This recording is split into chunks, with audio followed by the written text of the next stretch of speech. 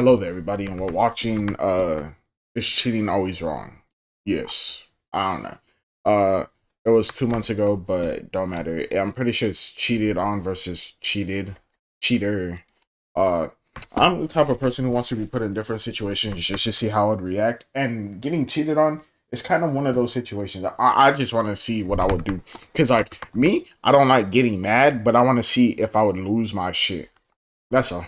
Let's start. The person that you cheated on needs to know. So if you're gonna say, like, I'm not gonna tell them because of psychological damage, it's honestly, you're not even taking accountability for what you did. Yeah. Hold on. You chose to cheat. Disclosing that you cheated to the person that you cheated on is not accountability. That is just revealing That is information. taking accountability. I would consider that as a form of taking accountability. Taking steps You're towards. so open. That's delivering Be open news. about this. That Maybe is it's a the form first of step taking towards it. accountability. Thank you. Yeah. Maybe it's It the is. first It's step. Hi, I'm Gen, and I explore social and controversial issues through both sides. And today I'll be moderating this middle ground episode of Cheaters versus Cheated On. Ooh, We'll be cheater. exploring topics such as the personal experiences of people cheating, the emotional toll that it takes on relationships, and why exactly do people cheat. The first prompt is, I would forgive my partner if they cheated on me. Fuck no. Agreeers, please step forward. That person is dead to me.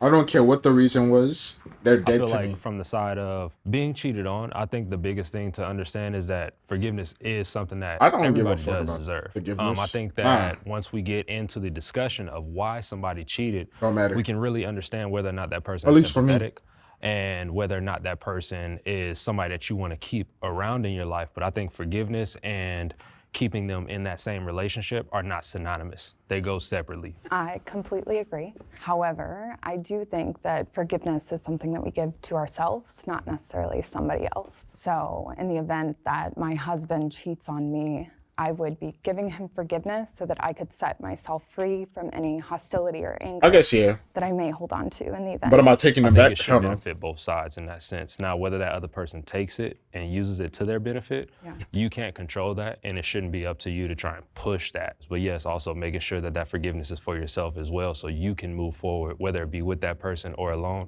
and not take that burden on to the next relationship if that relationship doesn't work out.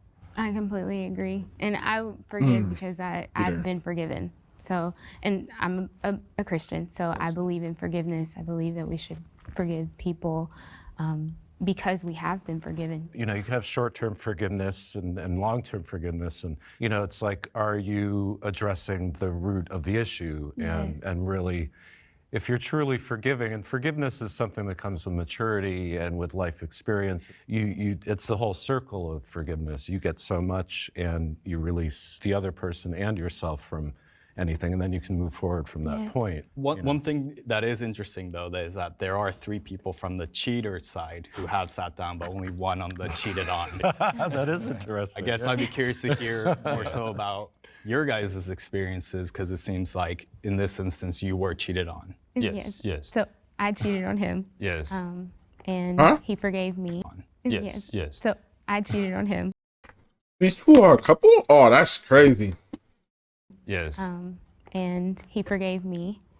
But I guess I'll let you explain that. Forgiveness is it's a step-by-step process. It's not anything that does happen instant. And for us, that was something that we did step by step. And as you said, getting down to the root of it was a big thing. Yes. To where all questions have been answered, all things that were left up to an idle mind are no longer there. And so by getting down to the root of it, I can also figure out, okay, were there some areas that as a husband, I did not uphold what I needed to be? It might have been that you might have felt emotionally you couldn't feel like you can come to me. So do you feel like you have equal blame in the cheating that occurred? No? Can I interrupt? I think that bringing the conversation to the concept of blame, I think you actually kind of have to understand the purpose of blame. And I think that the purpose of blame is to shift responsibility. When I have conversations around cheating, I really like to steer clear of the blame game, because the truth is, like, we all played a part, society included. Can we have the disagreeers please step forward? Do you know what today is? No. Today is the 3rd day of our 3-day road trip across the country. Or our 5-year. Can you hurry up? Thank you. Just to go back to kind of the imbalance that we saw there, I'd be curious to hear from the cheated on group first. There was a few things I heard that I found interesting. The blame game. You said about not using the blame game, and then also when you said about you felt like you may have had something to do with, not being a husband or whatever it may be. And those are things I kind of disagree with. That is dumb as fuck, though. You couldn't come to me. Then why did you marry me? Why did you say yes? Like, if we're boyfriend and girlfriend, I would understand, right? If we just started dating, I would understand. But we got to the point where you were like, I got down on one knee. I asked you to marry me. You said yes. That means any problem you ever have, you should be able to talk to me about it. And the fact that you couldn't come and talk to me about it and cheated, that, bro, why are we getting married then? That's how I see it. Like, I know most of us walk with good intentions in life, right? We're all trying to be a good person, yes? I don't. Or maybe not. I'm dead. But at the most part, you start off that way, right? But I guess the way I live my life, I don't give anybody any excuse to do something wrong to me. So if you do something wrong to me, you had to kind of go out of your way to do that. And this idea that you start saying, well, it must have been something I did. It actually might not have been. It might have been just the other person wasn't where you were at as a human being. And also the other thing I heard was about, forgiving for yourself. I've never understood that statement. They did something wrong, I'm just gonna move on. I'm not gonna hold any ill will to you, it just happened. Can I respond to that? Go ahead. So I actually agree with the two things you said about the forgiveness. I have never understood that either. I just feel like, for me, if it works for other people, that's great.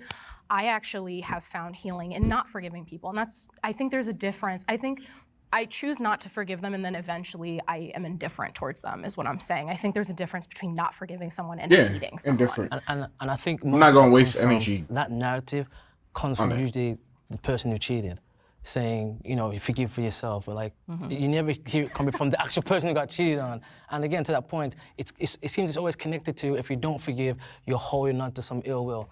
No, I just don't think about it. It's done, and I'll just move on with life. At least for me, I think that it comes back around to honesty. I mean, any of us that were cheated on, I don't think it's any of our responsibility that our partner chose to be dishonest with us about anything. Because even if you assume that, it was something you did, maybe you weren't being open enough, or maybe the conversation wasn't happening that needed to happen, it's still not your responsibility. But we're married, fully, so come talk to me. You can't force anyone to be faithful or to be honest or to be true. And that's the interesting part, that someone gets cheated on, thinks, well, what did I do? Like, they should never think that. With the early part of our marriage, what I thought a husband was, I go out, I make the check, and I come home and have sex. I'm just being completely honest. I didn't see nothing else emotional that I needed to bring to the table. So that does not make an excuse for somebody to go out and do something. Yes, we should go ahead and have communication. We should try to learn how to grow within this. But I feel like that was the importance of trying to figure out, where did I have any type of flaw as a husband? Because even if we would have decided we're not going to work it out, I don't want to go and keep recreating the same type of marriage. I just want to say, I think it's really interesting that you're the only person from the cheated on, and I was the only person from the cheated side. And speaking from my personal experience, because my partner also used to be a cheater, and we came together, and maybe part of it is just us growing up, or we committed to each other, but we consciously made the decision to grow together, grow separately. And so I think if he were to cheat on me, I would not be able to forgive that, because it's like, well, we promised each other this growth, and we've it would be less about the cheating itself, I think, for me, and more about the breaking the promise of the growth that we've made. And it's like, well, how am I supposed to trust you now?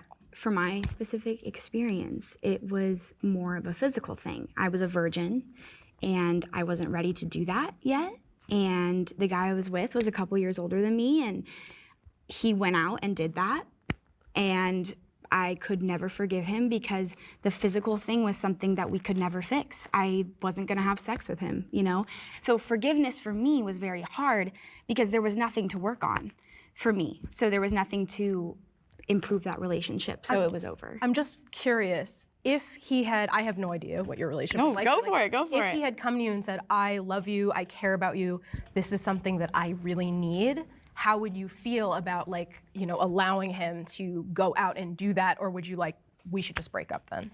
Totally. I mean, I think that I was getting to the point of potentially being ready. But after he did that with someone else, then I was like, okay, no. And I literally did not speak to a man for like 3-4 years. That's like crazy. It was a very emotionally traumatizing for me. I was only 16. I mean, don't you still have classes though? And some of Love your is so teachers rewarding when it's good, whatever. but it's so painful when it's bad. A solid support, a lot of Emotional cheating is worse than physical cheating. Nah. Okay. It's just worse. I've been cheated on twice in the past year. The first was physical, the second was emotional. And to me, they're tied well, I don't want to bring it back to Jillian while she's standing over there, but we were talking about like the concept of virginity, and she was only 16. Like the physical cheating aspect, I was cheated on because I wasn't, I suppose, being sexual enough, despite the communication that we had going on. I was just kind of being lied to the whole time. But emotionally, for me, that's what relationships are built on.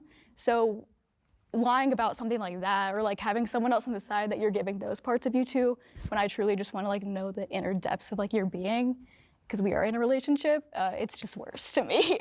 You hesitated to come up. Oh, hesitated to come up because I think the word worse is like, it implies that there is a level of significance to whether you act on it or not. And I think ultimately cheating comes down to managing your own thought life. And as far as what you said about you not meeting his physical needs, I'd like to... It was her, but yeah. Oh, her, sorry? You're good, same deal. I'd love to shirk that off of you because what somebody else does in life is a reflection of them, not a reflection of you. So like as far as the, oh, I didn't meet physical needs of my partner, I think you can't really say that because if they weren't vocal about it, right? Absolutely, which is like, that was the main reason and one of the only reasons that we broke up, and I called it off, and I was still never apologized to. It was never acknowledged that it even happened. Yeah. Because that betrayal was so tangent, it was a lot easier for me to let go of it. But having like a deep emotional connection with someone, I like tried again with an ex, and then I ended up getting emotionally cheated on. I had much more of a deeper investment in the character of that person, and I cared very deeply about where we were going in life and how we were growing together, and to sort of have that growth cut off, you know, is something different entirely. I do like what you said though about using the word worse and like how there's like a level of significance to betrayal, whether it's actually executed with your body or not. Yeah. I think that it's still betrayal. Yeah, it's still a betrayal, right? If you feel like things don't add up right now, you're not alone. So we've lowered the price on hundreds of your... Okay, buddy. Move out the way.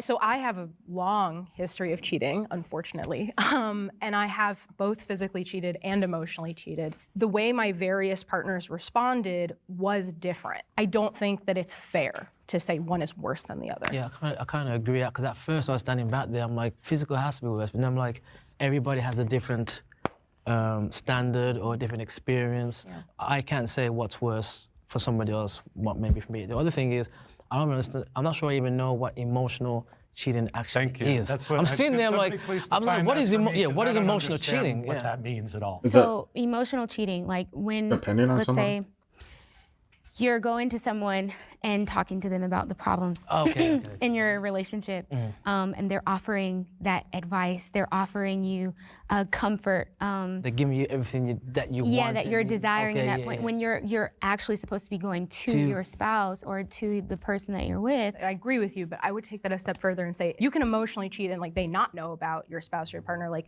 it's about having a relation, like you're talking to them with the way you talk to your partner.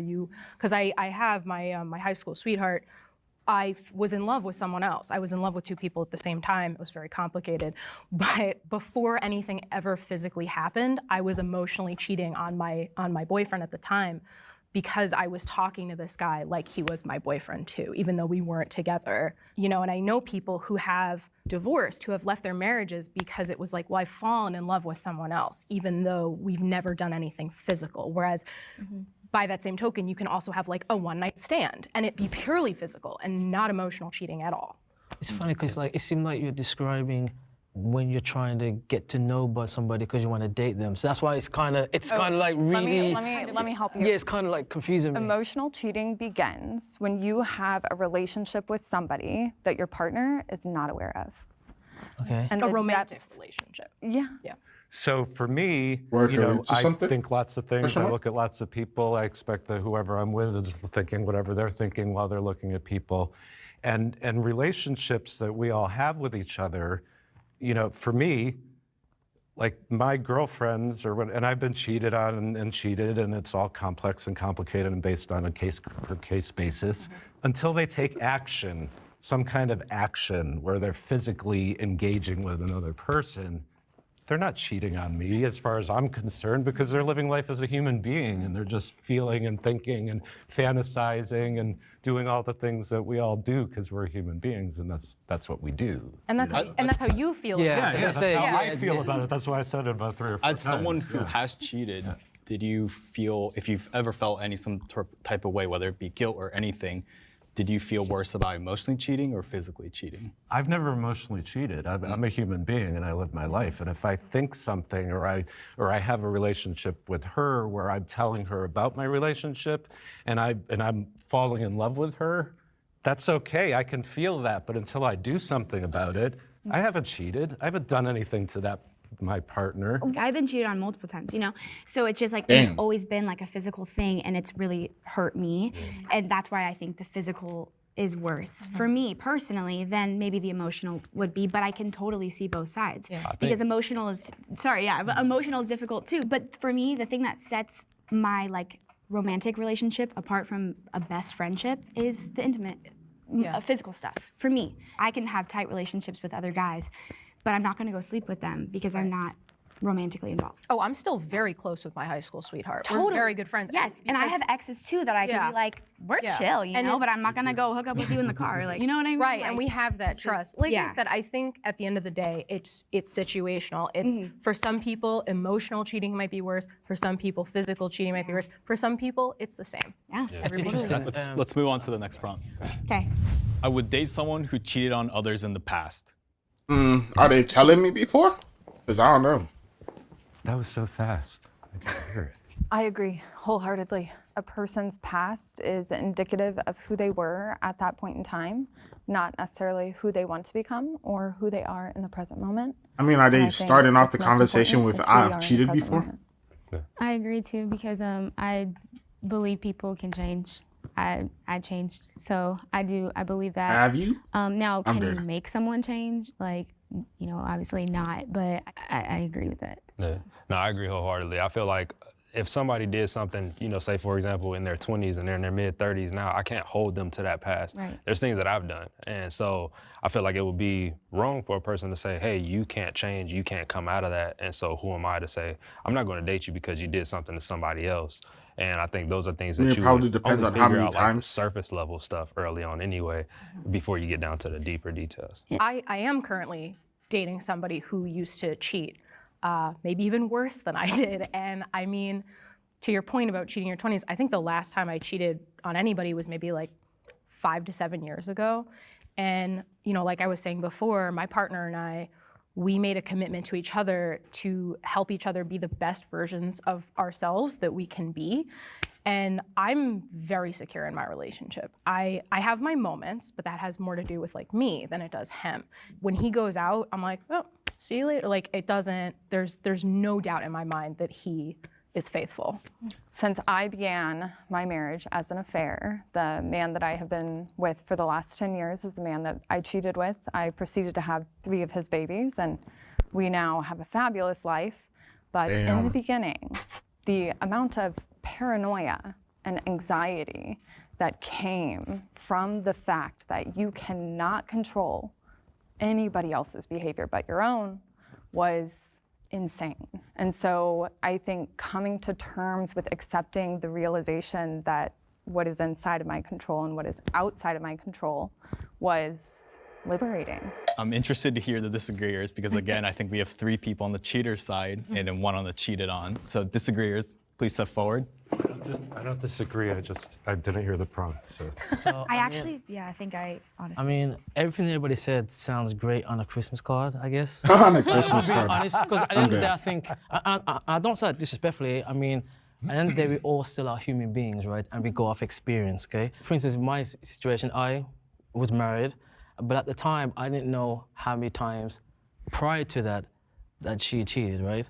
So again, when you meet somebody, you don't straight away know off the bat, oh, they've been cheating. As you go along and as you go through the situation, you start to go back to this conversations and stories you've had, and it's like, oh, that was the behavior that was always there, you just didn't know it, right? Would you take a banker who's stolen money in the past? You kind of gonna be like, I don't think I'm gonna do that. Like, so I think it's situational and how you meet the person and how you grow. Like, even you said, you had your affair and now you're married with 10 years with 3 kids, it grew into something, but you started off with paranoia, but it grew into something real, right? So I think it's, again, very situational. I mean, it was even real in the affair, okay? So like, I kind of want to get ahead of the narrative that like, people fall in love when they cheat because it's a fantasy. And I think if it were a fantasy, it wouldn't hurt so bad, right? So I really like to keep it in the reality sector just because I think it invalidates the experience. And what you just shared actually hits on the fact that your ex-wife, your ex-wife had serial cheating. And I am of the belief that serial cheating exists if you don't understand why you do it. So if we do not actually do the deep dive and understanding why we behave the way that we behave, we'll never be able to correct. So from the beginning, she was deceitful with you, right? Like, I think that if I get the opportunity in the future to go into another relationship, which it's already disclosed on the internet, so whatever, but I'm going to be upfront, you know? Like, I have a history of deceiving people I love, and I am capable of it. I'm curious, do any of you guys have kids? We do. Yes, we do. And I think that brings up a whole nother dynamic for me when I went through mine, because I had kids involved, and that was kind of like, and then, you know, it's like, not saying that's worse or better, because cheating is cheating, regardless. But again, being real and being a human being, you're gonna react a different way because you've got kids involved. So I'm gonna expose Do you think you're them? gonna be a lot more, you know, when you go and date again, would you be a lot more stringent on your requirements than now that you do have your own kids? I think that's just a natural thing. Not saying that's justifiable, but like, you're gonna have standards. You've been through one thing, there's certain things that you're gonna not tolerate. The whole dating thing is kind of put on hold because my focus is on kids, especially in a society that downplays fathers in their kids' lives. And because I came from a two-parent household, I'm very like, I'm gonna be there for my kids no matter what. Like, even right now, if they're called right now, I'll be out of here. I want to hear more from Mr. Greer. Dad, Is come that pick me up like a from school. requirement now that if they were a cheater in the past, you won't even consider dating them, or is it case by case? It's interesting. For me, I think it is case by case. The main reason for me disagreeing with this prompt was because it's about the serial cheating thing. Like, the person who physically cheated on me was a serial cheater before me, and has continued to be like since our breakup. And I would never, ever, ever touch that with a 10-foot pole again. I'm dead. Hi, we're Visible. We're the wireless company with nothing to hide. Seriously, hidden fees? I was a serial cheater. How'd you change? Well, Sounds like serial killers. I'm dead. I'm about to say, yeah, I'll get to that. I'm the only child of a single mom, so there was no father at home. There was no example of what a healthy relationship is in terms of a man and a woman. So, and I grew up with a lot of female energy, so I had aunts and grandmothers and stuff who were all raising me. So I had a very emotional aspect to my being. And so because of that, I craved female attention. And so whenever females would give me attention, it was just like, oh, if they wanted to do whatever, I was on board. I'm like, let's go, you know, it's life, and this is great. And then after after starting to mature and grow up a little bit, I'm like, this doesn't feel good. This doesn't feel like the right thing to do, you know? I can't even explain it. It just kind of descended into my being. And I was like, this is not you. You're not this person. And that's where I found one sense of my character and integrity about myself. I am also a serial cheater, and my partner was a serial cheater as well. And we were very honest with each other in the beginning. As soon as it was serious, you know, hey, I have this history. Oh, me too. And he was able to communicate to me, this is why I made these horrible choices. So I am confident that he wouldn't make those choices again. For those who have been serial cheaters and now found themselves or gone through and understand, I guess what would you say to the people who have been serial cheated on? Because it's interesting, like you guys have gone through something and you figured stuff out, and you always hear those people who are like, why am I always finding that guy or that girl and they're always cheating on me? Like how, what do you say to them? And I'm speaking from experience, not with cheating, but with other things, that sometimes when someone has trauma from a relationship, that you enter your next relationship thinking, oh, this person's gonna save me. This is gonna be the person who fixes my trauma. And it becomes this cycle of trauma where that person then is like, oh, this person thinks of me as their savior, and they'll take advantage of that. And that is not, like, I'm not victim blaming. That is not to say that, like, and it's your fault. No, but that's a relationship thing. Yeah. What you're talking about is like, in relationships, when you find yourself finding the same kind of people, you have to stop finding people and go, what is it about me? What do I have to figure out about me and what's going on? And how I feel about other people and what my boundaries are and all kinds of things. It's the types of energy that you might be unconsciously like looking attracting. for. Not even necessarily attracting, but like sometimes when a person is traumatized in a certain way, unconsciously.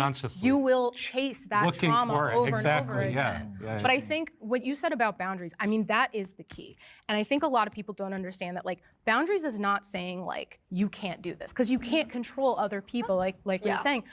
A boundary is like, if you do this, I'm not gonna talk to you anymore. It's the consequence of the person crossing that boundary. There are much worse things that can break a relationship than cheating. I'm pretty sure that's number one. Patreon to watch this exclusive prompt. I mean, if you do kill me, then it's okay to express attraction to others while in a relationship. I mean, I can't control my As the only person from the cheated on section. I'm dead. I think that it is okay because personally for me, again, like talking about how I think that relationships are built on honesty and communication, I would rather know that you have attraction to someone than you just keep that on the back burner and not tell me. Like, let me know. Like, let me know. Attraction is human. Love is only human. Desire is human. I have not cheated on anyone. I have absolutely no plans to cheat on anyone. But like, if I found someone attractive, I would tell my partner. My current girlfriend is amazing, and I would hope that she would feel open in telling me that as well. And I like to open a lot of my conversation. I mean, a lot of my relationships with that conversation, and just like be like, hey, can you just like let me know if anything goes that way? Well, I love what you just said because it really speaks volumes to your individual security in revealing your authentic self inside of your relationship. So well done, you. I also think that if we have an innate response to something that we see and we actually don't give voice to it, we're ultimately putting ourselves in a place of denial. And denial is not just a river in Egypt. And what it ends up doing is you start suppressing yourself and making yourself smaller for the comfort of having your relationship, which then means your relationship becomes the goal rather than you being an individual who can be seen, valued, and understood inside of the relationship. You know, me and my partner have shared these things, but like I also have struggled with my own insecurities. And so he always makes sure to add in like, but like you know. So I think it depends on who it is, but I think I agree that yes, it is obviously healthier to give voice because then of course, like if I don't know, let's say my partner finds someone attractive and I catch him looking and then I'm like, why are you know what I mean? And so then I might get suspicious. It's like, why have you not said anything to me? But wouldn't you say that your insecurities are for you to manage, not your partner? Oh yeah. No, I mean, that's so my him issue. or her changing their behavior because of your insecurities would lead them to a place of inauthenticity. Oh, I want to make it very clear. I didn't ask him to do that. Oh, okay. That just comes from him. And maybe it comes from him because he knows I've struggled with insecurities, but I haven't said to him, and you need to do this. That's not, it's just him expressing himself. You know, for me, it's like when I start a relationship, I want communication. You know, and it's very important that we're able to talk with each other about everything because we're two human beings who have feelings, and unless you act on those feelings, you know, and sometimes I think talking about it can keep you from acting on it as well. You know, all that openness can keep things, you know, I think it can help. Well, the partner that physically cheated on me, I don't know if she's fully polyamorous, but that's sort of where she tends to lean. And I knew that going in, but she was not being real with me about it. So like, I would rather you come tell me when you find someone attractive and we discuss the possibility of even trying that than you to just go behind my back and not do that. Because I don't think that I'm poly, but like, I would rather have honesty and communication and openness. And that is cheating. I think if somebody is polyamorous and they're not honest, about it, that is absolutely So yeah, cheating. we There started has off to be with that. communication. Because I am queer, I often will find like women and non-binary people attractive, and my partner is a male, and he's very okay with that, and not in like a gross, creepy way, but like he understands that like I'm also going to be attracted to like these other genders, and so us discussing, you know, who we find attractive is a very natural part of the relationship. Yeah, it's like discussing, you know, day-to-day life, I think. And I reassure him too. I'm always like, you're the best. Interesting thoughts.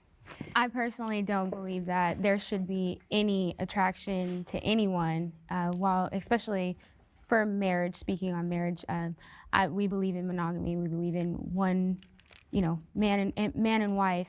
And I do believe that we should not have any type of attraction to anyone. It leads to problems, and it absolutely can lead to, you know, even cheating. Yeah, if you are feeling that way in your relationship, then obviously that does need to be expressed. But that tells a lot about, you know, hey, there's something deeper going on in your relationship that needs to be fixed. So you're saying like you walk down the street, you've never seen, you know, an attractive man and been like, oh, like that man's hot. Never. I don't look at other men and think that, you know, I can't do that. Especially being a Christian, I can't look at other men and say like, oh, that man is, you know, if I can't be sexual, I'm not sexually because you're a attracted Christian, to him. or is it because you're you? Now it's because I am a believer, and I do believe in the cross. I believe in Jesus Christ, and I believe that He is my Savior. He's my Lord and Savior. Same. And I believe in the Bible. I believe in the whole Bible, not just a little bit of the Bible, but the whole entire Bible. Okay. It's funny, because part of me is like, no, but part of me is like, yes, because we are human beings, and attraction is part of life, so I will say that. It's funny, that worked against me, meaning most of us, when you go out and date somebody, I'm assuming you find them very attractive, right? So in my head, I'm gonna expect people to look at my wife or girlfriend as they're walking down the street, and you know, even though sometimes it's not, it's rude to make certain comments. I've been in that, but I was the kind of person where I was like, I didn't care, because as far as I know, she's with me and she's going to get looks. But because I didn't react, that was a problem, because I didn't get jealous. And I'm like, why am I jealous? I'm with you. This is where I got confused. Getting jealous all the time, yeah, saying, hey, he's attractive, she's attractive, she's like, how does that work? I mean, personally. My boyfriend's the same way. He I don't like, want to waste energy on getting jealous. You know, he wants me to like go out and people look at me, and I think that's, of course, you know, sometimes I want him to be a little, you know, of course, a little bit. Yeah. But I actually think that's right. I actually think that's a healthy way to go, is to be secure in the relationship, be like, yeah, my partner is hot and I get to be with them. I think that's a healthy way to go. And the other question is this in the same line as emotional cheating? Because I've just kind of learned the definition of that, and then you've just said that, and I'm seeing back, and I'm like, wait, this sounds like emotional cheating. No, I would say emotional cheating is like you're developing a romantic connection with another person. And emotional cheating is also secretive most of the time. Yes. A lot of times. Having an open conversation with your partner about like, I mean, you watch a movie and you're like, oh, you know, the actress is kind of hot, you know? Or, like with my current boyfriend, I am honest, we honestly make jokes about it sometimes. Like, I was like, oh, are you into her? Are you into her? And he's like, He's like, no, you know, but like obviously Good answer. I know that. Good answer. I think that she's pretty. Good answer. That's attraction. That's a physical attraction. There's so much more to a relationship that you can bank on. It's like an emotional thing, or like, are you there for me when I call you? One question, do you think, based on that, do you think that's a healthier way? In that, you know, sometimes you might joke about it, that, you know, out of our choice that we might find someone attractive, or to just keep that hidden into yourself? Well, okay, so I think feel like you you should definitely. I feel like you should be able to talk about it, because, like, nigga, you can't lie about shit that's obvious, right? Like, even if you say you're not attracted to that pretty person, you have a type that you will be attracted to, or you wouldn't like your current partner, right? So, like, if there's another person like your partner, not really like your partner, but kind of got the same features, of course you might be attracted to it, but as long as you're not acting on it, I guess it's fine. Like if it's a celebrity or something, like obviously I'm not gonna go and like, and two, Yeah, I think too, celebrity like when crushes. you're saying attraction, there's attraction and then there's sexual attraction. So I think that there needs to be, they're two different things. I used to tell him like, oh my God, when I was little, I used to love like Raspy, Chris Brown, all of them. Like I used to think that they were so like, you know, handsome, but like in my marriage, I don't see another man and be like, ooh, like he is. Oh, I get what she's saying now. I have a question. I get what she's saying. I feel like she's saying like she doesn't feel attraction towards them, but like that person's attractive, but she doesn't feel attraction towards them. Like she's gonna be like, okay, he's handsome, she's cute, blah blah, but she's not going like feel attraction. Like it's not gonna turn her on or whatnot. If you guys are done talking, I don't want to interrupt. Do you have something to say? Yeah, and so I think that also defining it within your relationship is very important Yeah, too. So like totally. What to works say for you? exactly. So we may look at the terminology different, and so like for us, for example, if I say that I'm attracted to somebody, and we had to break this down even in our relationship.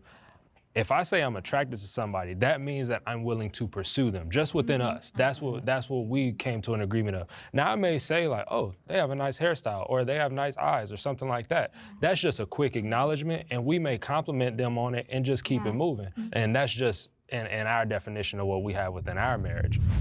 If you cheat on someone, you are not in love with them.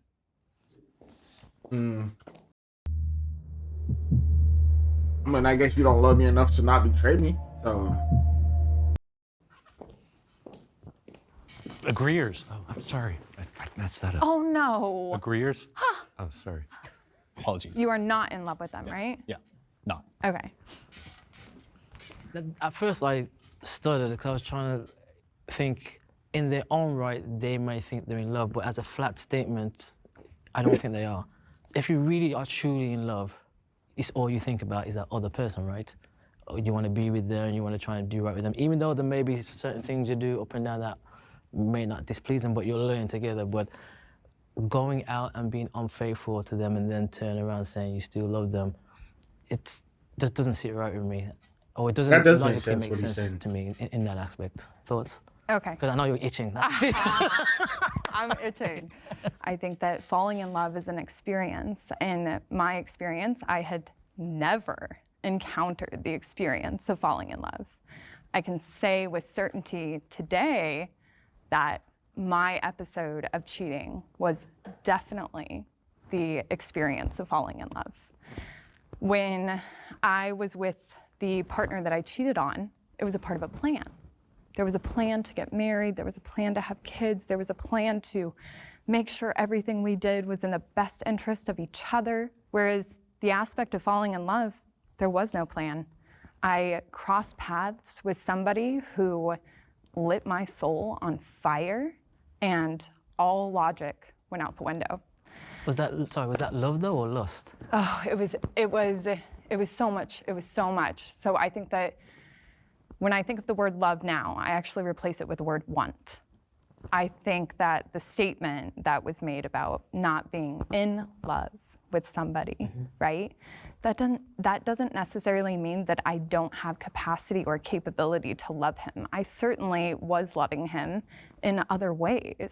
Again, we're all doing this. We kind of like try to figure out what the statement means and reading into it. But as the flat statement, I don't think all that's entailed. Because again, there's different types of love. There's also each person's way they look at love, what you think love is, at what age. Love may be one thing, even now you just said, now you look at love a different way. So it gets kind of complicated, but at the base level, I think, I just feel like it's like, nah, you didn't really love them. Even on your own description of what love means to you, think about what love means to you. When you cheated, did you meet that standard of what love meant?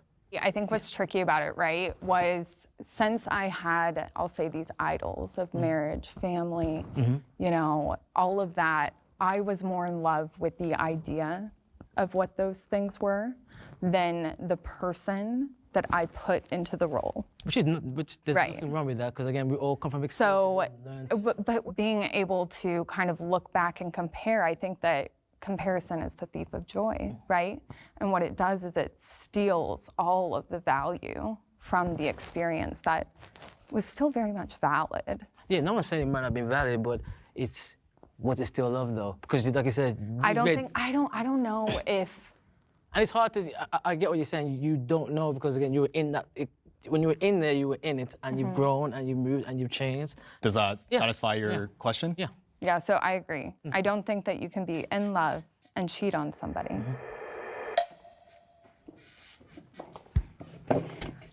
I want to respond to something you said that Probably United. Right in there. You said that when you're in love with somebody, they're all you think about, that you just want to be with that person all the time. And I vehemently disagree with that. I think, and for me, obviously, I disagree with this. I can say that I really, truly did love the people, or I should say most of the people that I cheated on. In those relationships, I based my value and I based my identity on those relationships. That person was all I thought about. And it almost was like I trapped myself. It was like a self-fulfilling prophecy, and then I sought outside of that relationship. I think that they say like someone shouldn't be your universe. They should be a planet in your universe. So it's like I have friends. Sometimes I'm just like, bye, you know, and I go hang out with my friends. You know, my family is very important to me. He is not my world, and this is the healthiest relationship. That is my universe. And I was saying that more metaphorically, but I understand what you're saying. Yeah. But even in that, you were infatuated and everything was him, and you were giving all. Then the question is, were you in love then? That's a good point. I'm just asking that as just based on what you're saying. Like in my first serious relationship, for sure, I was in love with him, and he was my first real love, and I was in love with him, and I still made the choice to cheat. It was a choice I made. It was a selfish choice. I felt extremely guilty afterwards. So I think it depends, but I think you absolutely can be in love with somebody and still make bad choices based on selfishness, anger, and you know how many bad choices you gotta make for you to go and get caught cheating? Like, for you to go and cheat, you gotta make so many bad choices in a row just to do that.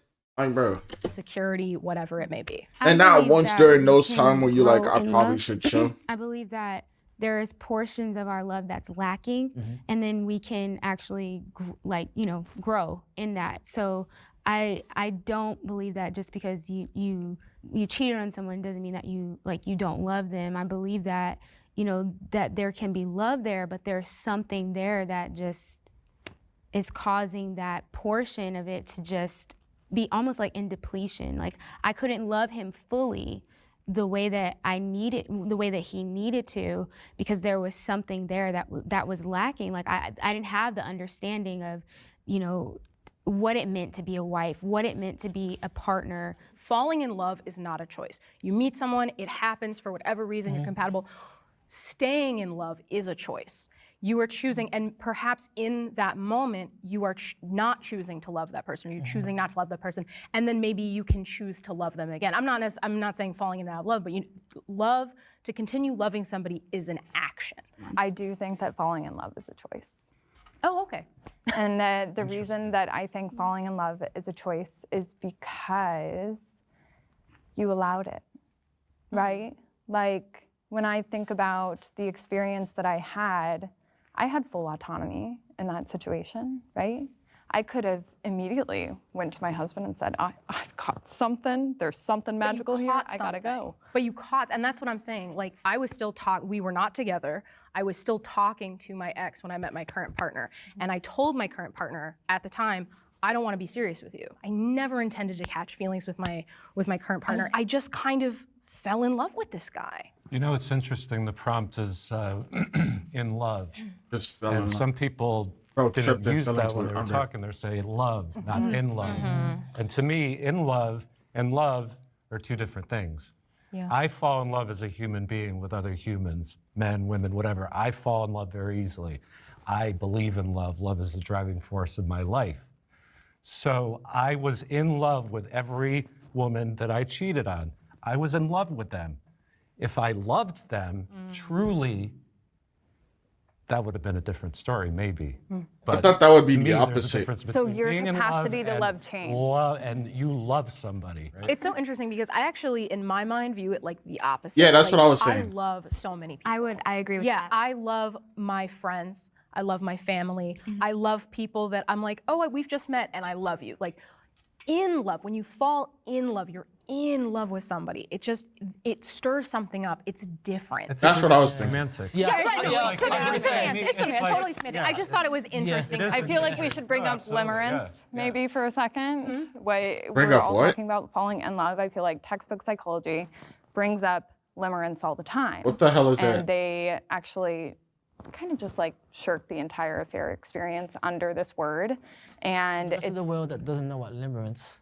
limerence is a chemical reaction inside of your brain in the very early stages of a relationship. Okay. So it occurs between mother and child during birth. And what they say, or what a lot of people say, is that limerence is actually to blame for, and I'm not laughing, but I am. They say that limerence is actually the reaction that is at play psychologically between affair partners, because it creates this infatuation. It creates all the ecstasy feelings of being in love. So Like a drug. Yes, You guys know the a limerent object, a limerent addiction. Do you guys know the 70-30 theory? It's like the layman's term. Right? Yeah, that you're in a relationship with someone and you love them, and they have 70%, because nobody's Of perfect. what you They want have and 70% 30% of of the what you things don't. that you're looking for, and then you meet someone that has that missing 30%, and you're like, oh, this person has everything that I'm missing, and then you go and you cheat with that person who's that 30%, and then you realize, oh shit, They ain't got that 70%. yeah, the 70% is gone now. Yeah. I'm gonna start calling my husband the 30%er. Moving on to the next prompt. Sip on Sonic half-price shakes after 7 p.m. I don't know if it was that funny, but sure. I'll start calling my husband a 30%. I would rather not know that I was cheated on. Nah, you better tell me so I never see you or talk to you again. Actually, I don't know. It's lonely up here. So I think my perspective on this has shifted quite a bit after the last year, since I've been dialoguing so much with both betrayers and the betrayed party. And I think that there's slight benefit to the person who has been betrayed if the betrayer has already come to a decision about leaving the relationship. I think that our whole truth is not necessarily an obligation to give to everybody. Did you let your husband know when you cheated, or your ex-husband know when you cheated on him? Yeah, I told How did him. that conversation It was awful. It was horrible. It felt like I was giving him more information than he needed. So what had happened was, I fell in love with a colleague overseas. I was like, there's no way this can be happening. I am married. I can't do this. And then I slept with him, and I went back home, and I moved out, and I said, okay, I cannot be trusted with this person. And I disclosed everything, and dropped the hammer, and then just went on my way to an apartment by myself. If you have cheated on somebody, the psychological effects on that person need to be considered. Your perception of everything. Nah. I don't feel like that's your choice to make. I don't feel like that's your choice to make.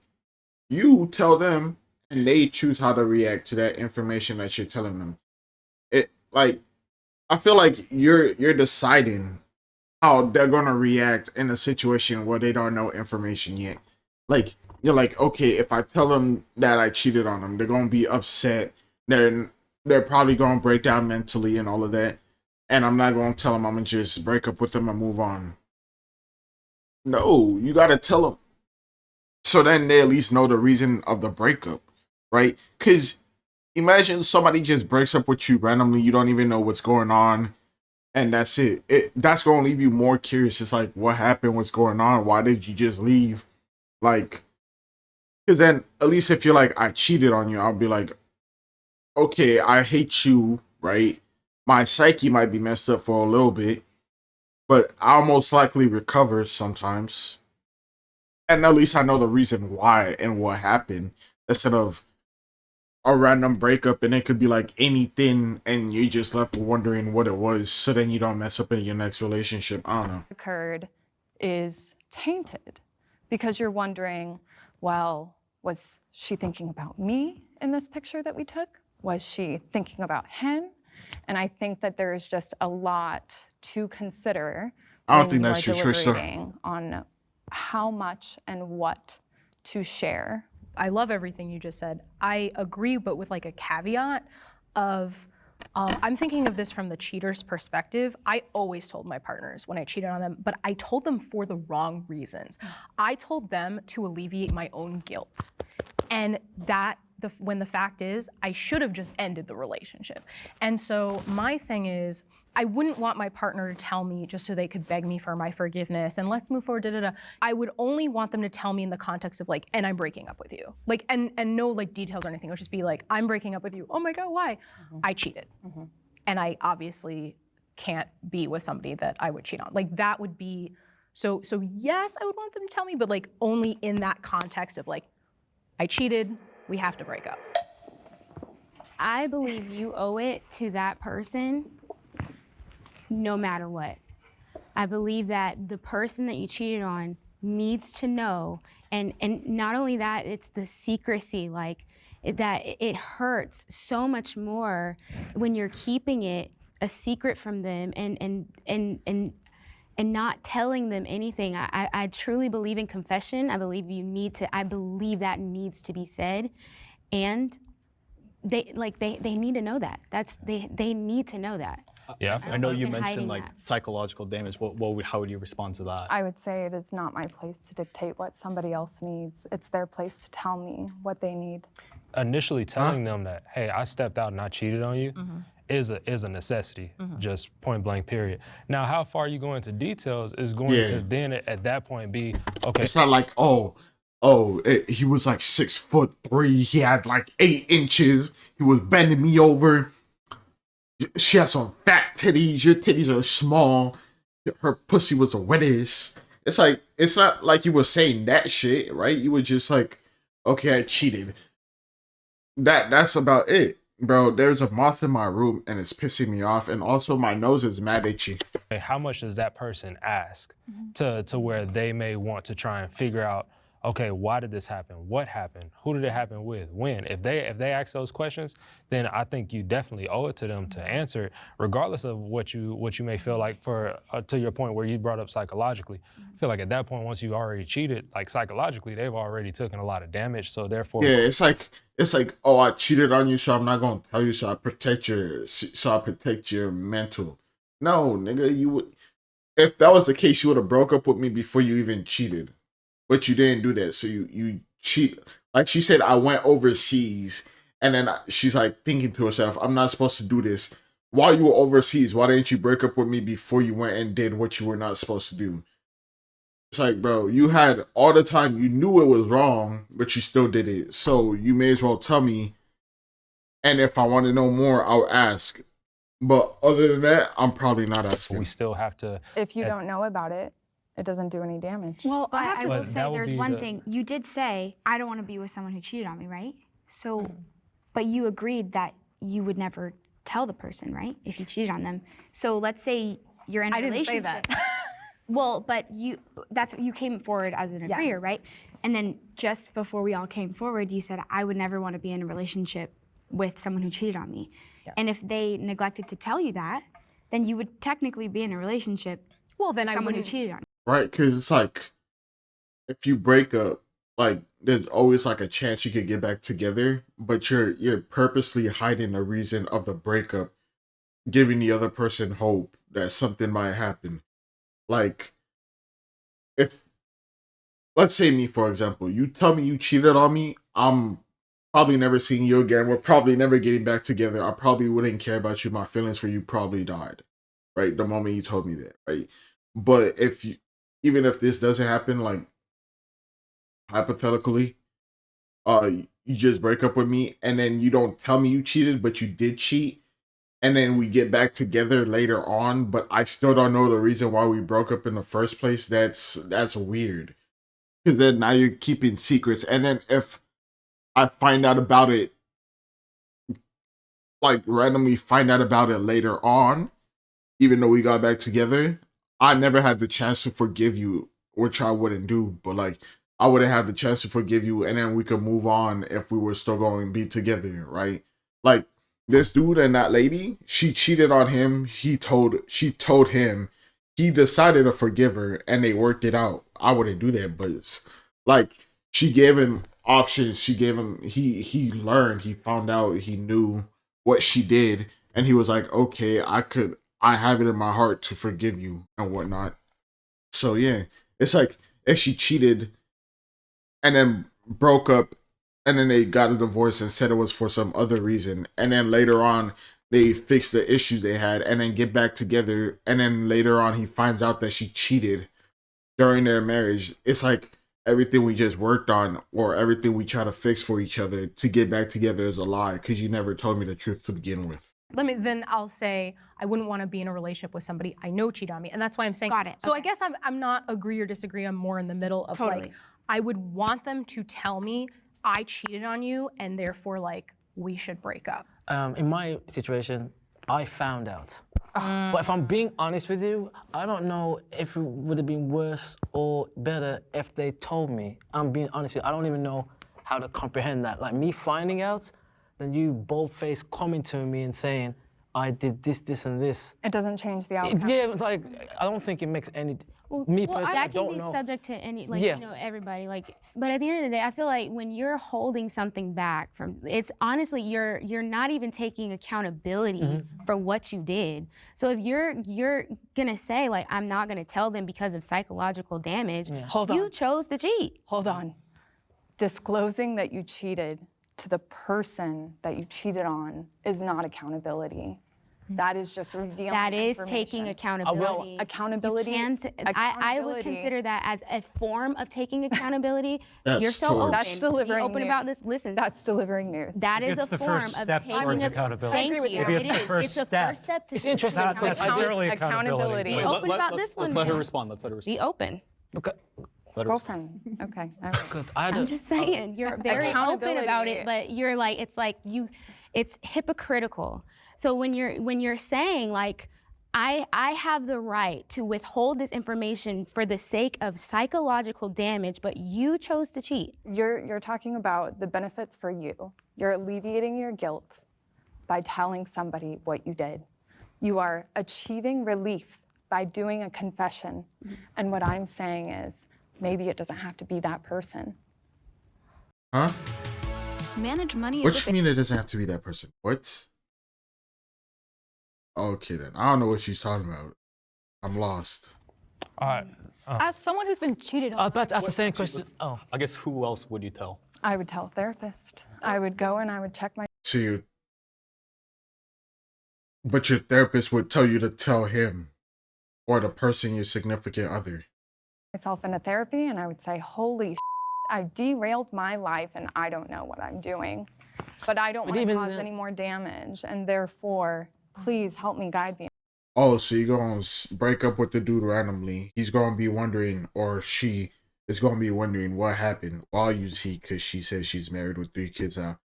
He's going to be like, what did I do wrong? What's going on? I don't know nothing. She just left me one day, not knowing, anything, being left in the dark is not better. Either way, it's still gonna be psychological damage because you're leaving the person and they don't know why.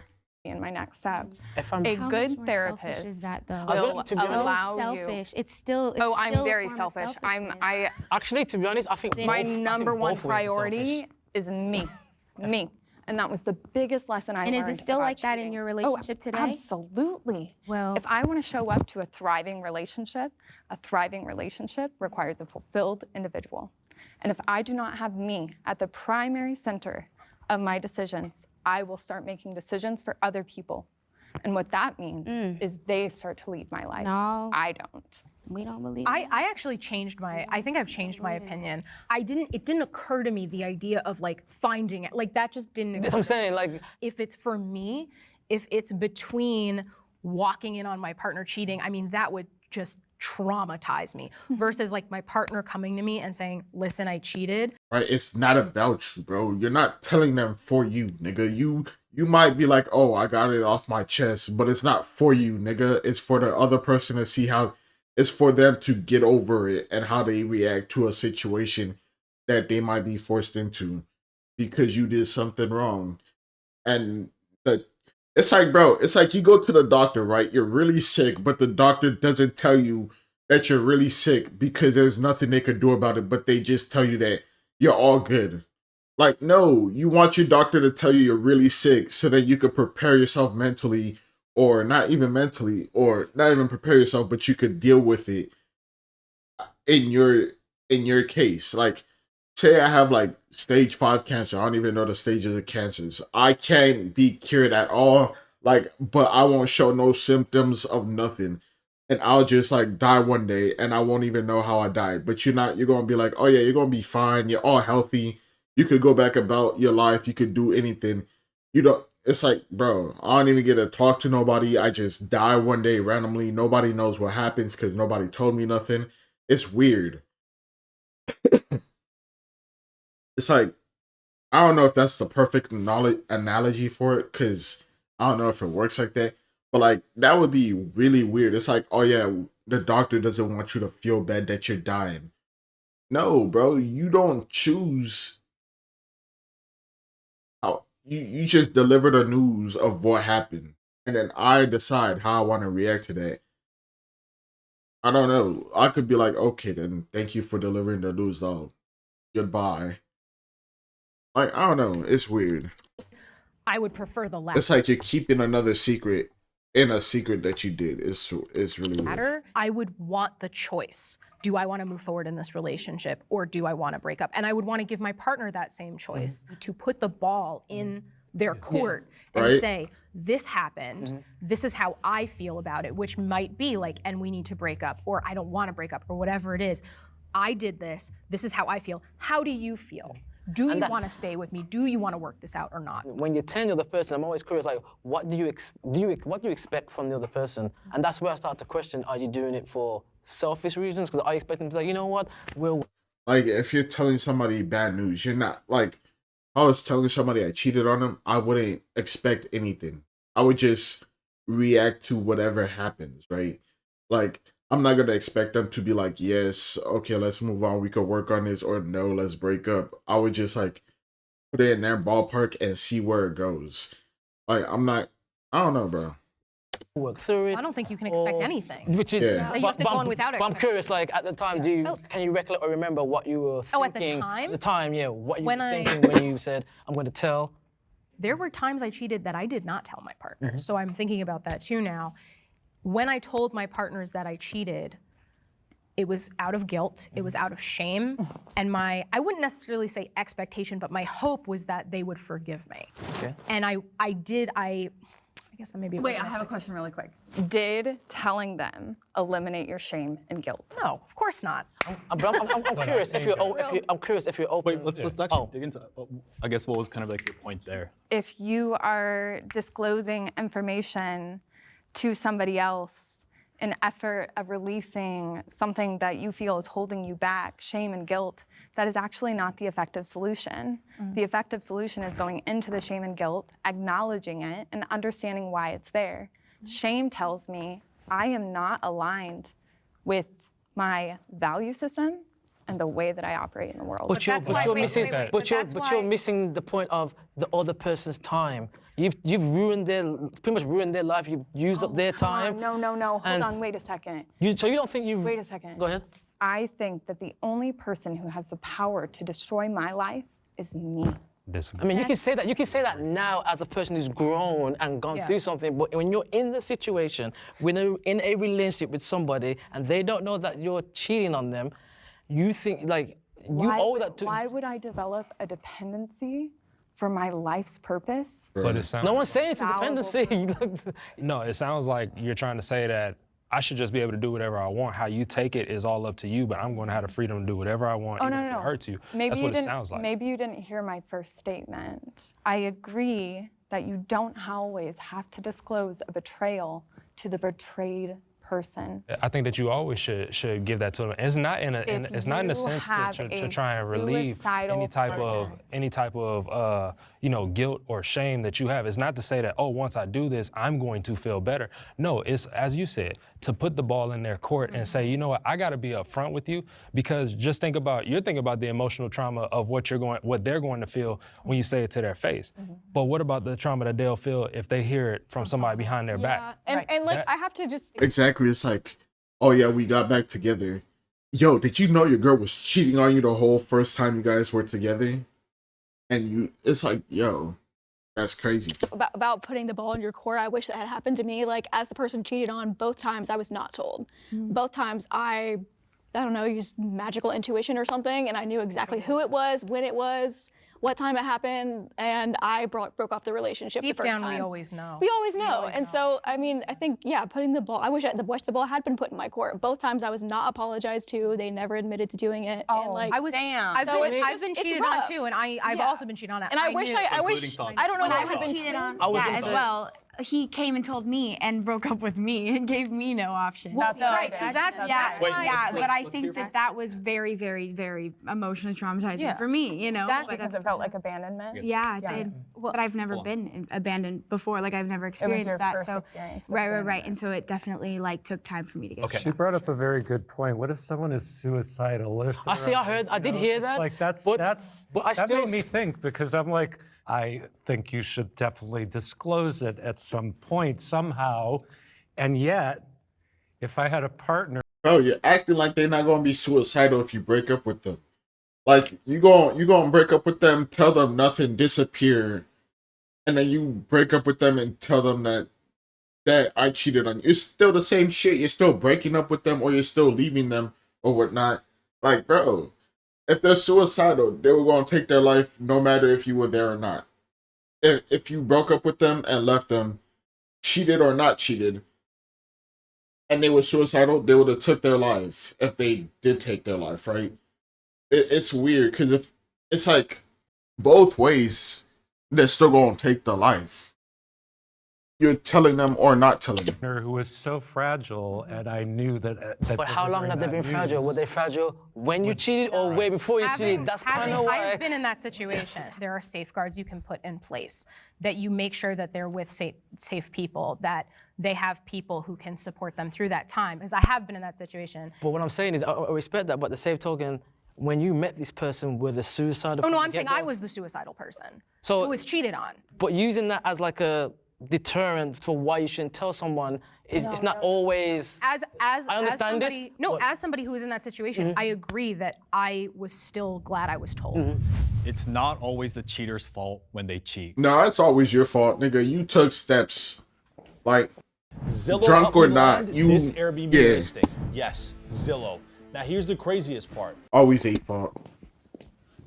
I can. Unless it's like some extreme case where it's like a stalker who don't want to leave you alone. But even then, you're not together. So call 911. I don't know. Think of one instance where I would say it's not the cheater's fault. And if someone is in an abusive situation and maybe they don't feel safe to leave the relationship, I could understand why. And maybe even like they've fallen for someone else. They use that as an excuse to get out of the relationship. I would still say it stems from within, for sure. But that would be the one instance in which I would say I could totally My nose is understand like itchy. where the cheating came from, that you're not safe. I think that I have read too many accounts. That wouldn't make sense then, because if you're in an abusive situation and you cheat, it's gonna make the abuse worse because you cheated. So I don't think it makes the abuse better because you cheated. So I don't get it. Of women and men being taken advantage of and being put into a situation where there really is no choice. So I guess a lot of the women that I counsel are in domestic violence households, and a lot of them have been threatened with murder if they chose to leave the relationship. And so what ends up happening is all of a sudden you're at work and you are having a conversation with a male colleague who exhibits genuine care for you and your situation. It's almost impossible to stop the inertia of love from being able to take that person out of the situation. If I had to play devil's advocate, do you think replacing something that can be considered negative with another negative makes it right? It's difficult to compare like one sin to another, but I think that at the end of the day, if somebody is harming you, whether it's emotionally or physically, and they're making that choice, that's always going to be worse to me. I also think that truth and reality really don't give a about right or wrong.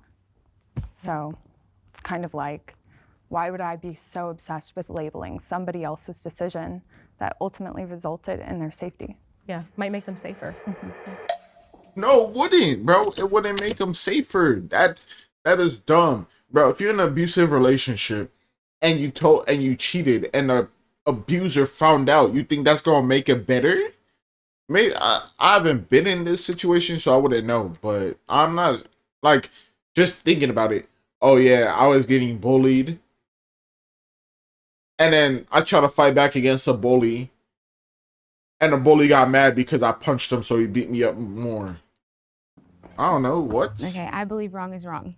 I do. I believe that two wrongs don't make right. There is no way. Like that's just my personal belief. I don't think that.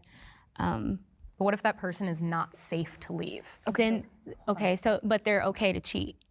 Wait, it's not a question of okay. It doesn't make it better. Without partiality. Like I can't sit here and say that somebody is right for cheating based off of right. We just said or they're okay to be able to cheat based off of the fact that they're in an abusive relationship.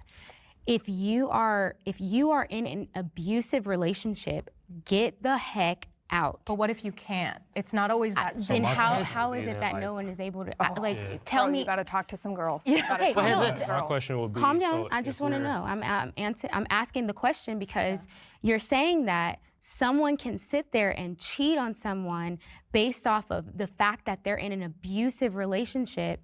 Where does that come? Like, how does that make that okay or make it right? Where does that come? It's not a black and white thing, and I think we keep coming to that. I don't think anybody is saying like it's okay. I think we're just saying it's not okay, and it's in the middle. But I believe in yes or no and okay or not right. okay, and right or wrong. I think some of us are thinking black and white, and some of us just aren't those kinds of people, and I think that's okay. Yeah, I'm not open about that. But I'm not saying that being unsafe in an abusive relationship makes it okay to cheat. What I'm saying is that someone might use forming a relationship with another person as a safety net, because now you have somebody else to go to. Because I think a lot of people don't realize, but the abuse actually kicks up after you leave the relationship. It gets worse because the person who is abusing you will stalk you, will chase you, will blow up your phone, will show up at your house. It is very dangerous for people. I'm not going to gender. Then that doesn't make it better when you cheated. Because then you're dragging another person into the situation. Like I don't get how if you cheat on an abuser, that makes the whole situation better. I don't see it, bro. I feel like it makes the situation worse. I don't know. For people who are leaving abusive situations, it gets more dangerous. And so cheating, forming another relationship with somebody, may actually help that person find safety. My question would be like, how would it help them find safety if the relationship is already abusive? I would think that would anger the person more. That's what I'm saying. It doesn't matter though. That's what I'm saying. It's the disclosing something of to the say. internal reality. We are all humans in our bodies, and you have a right to feel comfortable in your body and to feel safe. What is and going whether on or here? not you have to make a decision that makes you immoral or whatever in order to protect your safety, that is okay in my eyes. Does it protect I your don't safety, think about though? right and wrong. I was raised in the church, so I was drilled a lot about black and white and right and wrong. I just can't. My dad was a pastor. Crazy. I know we brought up specifics and everything, but I think if we're just looking at the specific prompt in itself, I think that there's always a choice. There's always a choice. I understand, maybe if someone's under the influence and, I can see how that could be literally blurred. But I think in general, if someone's sober, cheating is a choice. No, I agree. And I sometimes think it's life or that's death. where, and I think that's where we can put the fault on that person because they made that conscious decision. But what is the purpose of assigning fault? Well, I mean, I'm not saying there's any purpose. That wasn't the prompt. Like the prompt was like that the person is at fault. Yeah, I'm trying to get my deeper. point, but No, I understand. I love that. yeah, it's still that choice to where you have to have the accountability held for you. I think that's where it's important to have the right or wrong, Yes. regardless of whether we think it's black or white. Yes, I feel like if we do not have an objective choice of what is right, what is wrong, then we should just be in a world that's a free-for-all and jail's emptied out. No judicial system. The thought process in my mind, I know it was brought up that, okay, that may be their only way out of the relationship. But then it was later brought up that sometimes getting out of the relationship is the worsening part. So if you're leaning towards getting out the relationship anyway, are you going to No, create what I more meant havoc? is that you have a safe haven now that somebody, which is also might lead to more toxic situations, but I just mean if you are so desperate to get out of a relationship and you know that abuse is gonna crank up as soon as you leave, now I have somebody else to protect me. That's what I was thinking. And I do think that, again, like blame, fault, I prefer accountability. I think that's the thing, is something can be right, something can be wrong, something can be in the middle. And right and wrong is very subjective. Exactly. Like it's very different for Agreed. everyone. Last thoughts. Right. At the end of the day, whatever my reason or excuse or whatever you want to call it, it was a choice that I made, and I cannot put that on the other person. To get started in data analytics, you don't need previous experience or a degree. The Google Data Analytics Certificate will teach you to code in R. Okay. We have to move on. Any last concluding words for each person? I want to say one thing. No, we got to move on to the last concluding words. Once a cheater, always a cheater isn't a thing. I believe that there is forgiveness. I believe that you should forgive yourself. I believe in confessing to your partner. I believe that you owe that to that person. If you are cheating, you need to tell them, and you can change. There is a new life for you. But that's what I'll say. I'll leave it at that. It's great to be able to have a conversation and see the other side and the other perspective in a safe space, So I don't really have any concluding thoughts about the conversation other than thank you for the conversation. Yeah.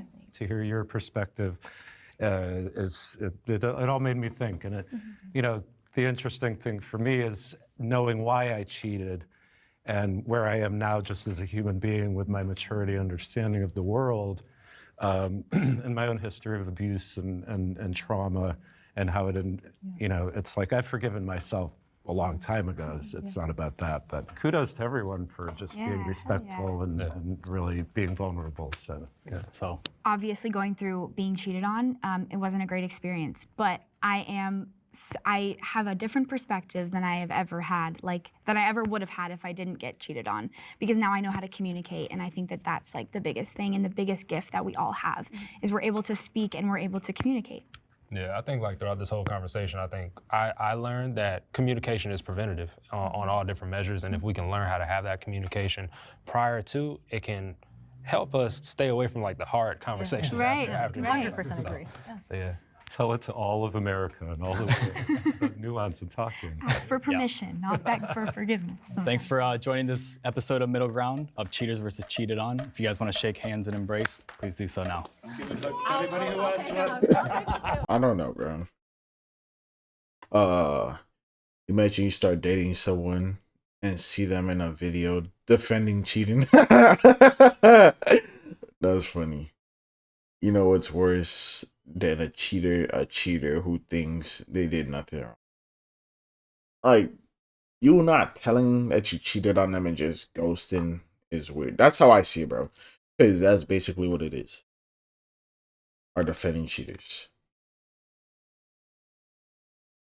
Don't care. Cheating on men is based. Based or biased? And see. She didn't cheat and she could never. It's just heartbreaking. Is that the black girl? I don't remember their name. So yeah. I don't know if it's a black girl or the short black hair or short redhead. Short haired redhead. But yeah, like, subscribe. See you guys later. Hope you have a good day or night and bye. And let me know what you guys think on cheating. And if you should just not tell the person you cheated on if you cheated. Other than that, see you guys later. Hope you have a good day or night and bye.